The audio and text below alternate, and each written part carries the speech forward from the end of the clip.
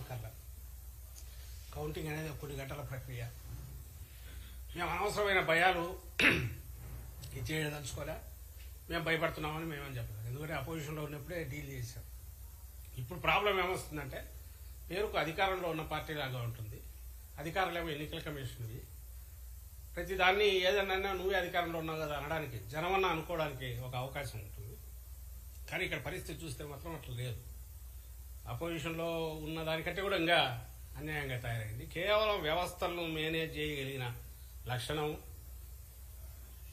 ఆ వ్యవస్థలను మేనేజ్ చేయడం తప్ప ఏమి తెలియని ఒక రాజకీయంగా కానీ లేదా ప్రజలతో డీల్ చేస్తే కానీ తెలియని చంద్రబాబు నాయుడు మన కర్మగాలి ఆయన సెంటర్లో ఉన్న పార్టీతో పొత్తు పెట్టుకోవడం, ఆయన పెట్టుకునే దీనికే ఉన్నట్టుంది. అన్ని రకాల అడ్డదారుల్లో ఏమేం చేయొచ్చు, అధికారులను ఎట్లా మేనేజ్ చేయొచ్చు, వ్యవస్థలను ఎట్లా మేనేజ్ చేయొచ్చు, వాళ్ళ ద్వారా వచ్చేయచ్చు అన్న దాంతోనే పొత్తు కూడా పెట్టుకున్నట్టున్నాడు. దానివల్ల వస్తున్న ఈ పరిస్థితి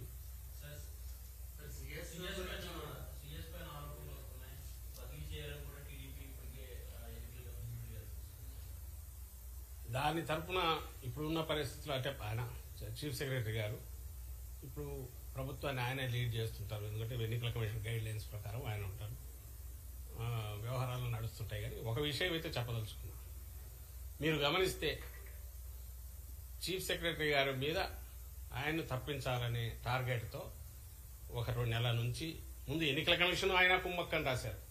పాప ఆ సీఈఓను ఈయన కలిసి ఆయన మీదన ఈయన మీదన అది వాళ్ళే రాస్తారు. టెర్రరైజ్ చేసి సరైన మాట ఏంటంటే ఉగ్రవాదులు ఎట్లా చేస్తారో అట్లా టెర్రరైజ్ చేయడం, బెదరగొట్టడం, రౌడీ చేయడం, జులుం చేయడం. ఆ దెబ్బకు భయపడి అవతల దారిలోకి రావాలి. ఏదైనా వాళ్ళ మీద ప్రేమతోన్నా రావాలా, లేదా వాళ్ళ ముఠాలో సభ్యుడిగా వెస్టెడ్ ఇంట్రెస్ట్తోన్నా రావాలా ఆ పార్టీ టీడీపీ తరఫున, లేదా భయపడైనా కాళ్ళబేరానికి వచ్చి వాళ్ళు చెప్పినట్టు వినాలా.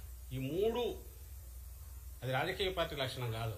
ఈ మూడు లక్షణాలతోనే బతికే పార్టీ వ్యవస్థలను మేనేజ్ చేయడం, వెస్టర్న్ ఇంట్రెస్ట్ ప్రొటెక్ట్ చేయడం, వాళ్ళ వెస్టర్న్ ఇంట్రెస్ట్ ప్రొటెక్ట్ చేయడం, చేసే రకంగా చూడడం, దారిలోకి రాని మీడియా పవర్ యూజ్ చేసి ఈ తమకున్న గోబెల్స్ ప్రచారం ఏదో దాంతో దెబ్బ కొట్టి కాళ్ళబేరానికి తెచ్చుకోవడం. వాడు ఎంతటైనా వాడైనా సరే మోడీకే దిక్కు లేదు, ఆయన్నే రోడ్డు మీద పడేసి ఆడుకున్నాడు చంద్రబాబు నాయుడు. అంత శక్తి సంపన్నులు వాళ్ళు చంద్రబాబు నాయుడు దాంట్లో. వీటితో బతుకుతున్న పార్టీ. లేకపోతే ఈ కేసులో ఆయన తరఫున మేము మాట్లాడాల్సిన అవసరం లేదు. అది రాజకీయ పార్టీ, ఆయన డిఫెండ్ చేసుకోవచ్చు, మా పరిధి కూడా కాదు. అయితే వాట్ ఈజ్ అపియరింగ్ ఆ మీడియాలో అది గమనించండి.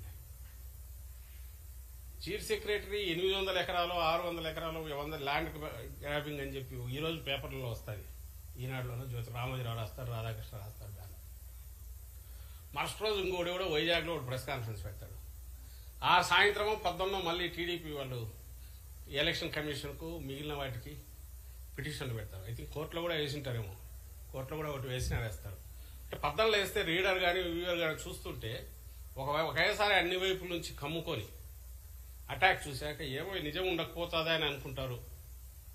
ఈలోగా క్యారెక్టర్ అసాసినేషన్ అయిపోయి ఈజ్ ఇట్ పాసిబుల్ 400 ఎకరాలు 500 ఎకరాలు ఒక అడ్డంగా తీసుకోవడము 10 రోజుల్లోనూ 100 రోజుల్లో సాధ్యమా?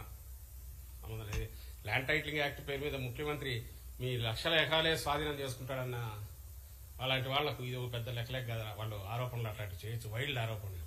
కానీ అది సాధ్యమా? ఒకటి. రెండవది, ఒకవేళ అదేదైనా ఆరోపణ ఉంటే దానికి ఇప్పుడు చీఫ్ సెక్రటరీ ఎన్నికల సమయంలో ఉండకూడదు అనడానికి ఏం సంబంధమో ఎవరికి అర్థం కాదు. వీళ్ళ డిమాండ్ అది ఉంది కాబట్టి ఈ కౌంటింగ్ మీద ఇది క్రియేట్ చేస్తారు కాబట్టి ఈయన తప్పించాలని డిమాండ్. అసలు మోకాలకు బట్టతలకు కాదు, ఇంకా దేనికి కలుపుకోవాలని చూస్తున్నారో అర్థం కావట్లే. క్లాసిక్ ఇది ఒకటి. టీడీపీ అంటే అబద్దాల మీదనో, అబద్దాలని ఎందుకంటున్నామంటే జరిగిన దాన్ని బట్టి, ఆ ఆరోపణల గురించి వాటి గురించి కాదు. ఆరోపణ చేసావు బాగానే ఉంది, అది అక్కడ ఆగాలనా? కంక్లూజన్ తీసుకెళ్తున్నారు. ఇమ్మీడియట్ ఈయన తప్పించండి అంటే నీకు టార్గెట్ ఏంది? చీఫ్ సెక్రటరీ ఆ వ్యక్తిని ఆ నుంచి తప్పించేసేయాలా? ఎందుకు? అల్టిమేట్ ఇది ఏం లేదు, మళ్ళీ ఆ వ్యవస్థ కూడా ఏదన్నా ఉంటే తన చేతుల్లోకి రావాలా?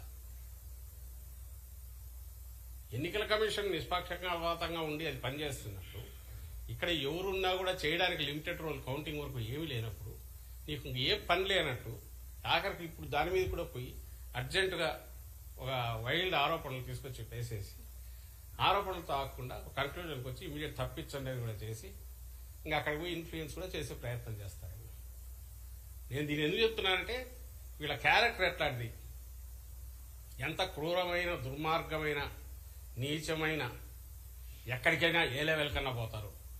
ఎదుటివాడు టార్గెట్ పెట్టారంటే ఎట్ట కొడతారు అనడానికి ఇప్పుడు మాచర్ల ఇన్సిడెంట్ చూసినా, ఇక్కడ ఇప్పుడు సిఎస్ మీద చూసినా, ఈ కొద్ది కాలంలో లేదా మీరు అన్నట్టు మేము స్వీప్ చేస్తున్నాము వచ్చిన వాళ్ళకి వాళ్ళు ఊరేగినా అన్నిట్లో అదే కనపడుతుంది, ఆ లక్షణమే కనపడుతుంది. ఐ థింక్ ఈ వారం రోజుల తర్వాత రాష్ట్రానికి ఈ పీడ పూర్తిగా విరగడవుతుందని మేము ఆశిస్తాము.